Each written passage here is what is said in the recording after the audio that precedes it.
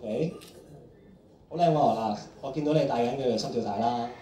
OK， 咁啊，知唔知道心跳帶有咩功能先？OK， 好啦，我諗你應該都知㗎啦。咁啊，等我嚟介紹啦嚇。OK， 咁呢個EX Tracker Apps 咧，可以配備呢個心跳帶去使用嘅。咁會可以入翻個人嘅資料，包括咗生日日期啦、體重啦等等嘅資料，可以再 pair 翻嗰個心跳帶落嗰個 Apps 入邊。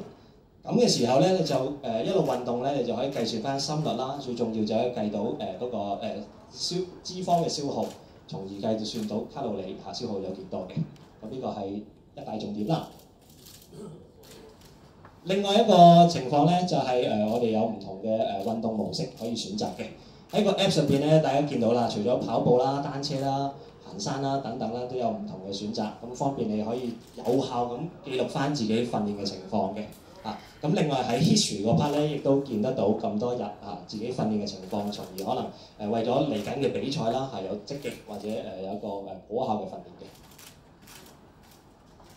好，到最尾啦，咁本身 iPhone 咧有呢個 GPS 功能啦，咁所以如果你將心跳帶擸翻個 iPhone 咧，咁你唔單止可以見到自己心跳有幾多心率係點樣嘅情況，咁亦都可以睇到自己 GPS 跑到去邊，成個路線亦都可以即時上翻網啦，咁可以同朋友仔 share 翻咁所以非常之完備嘅。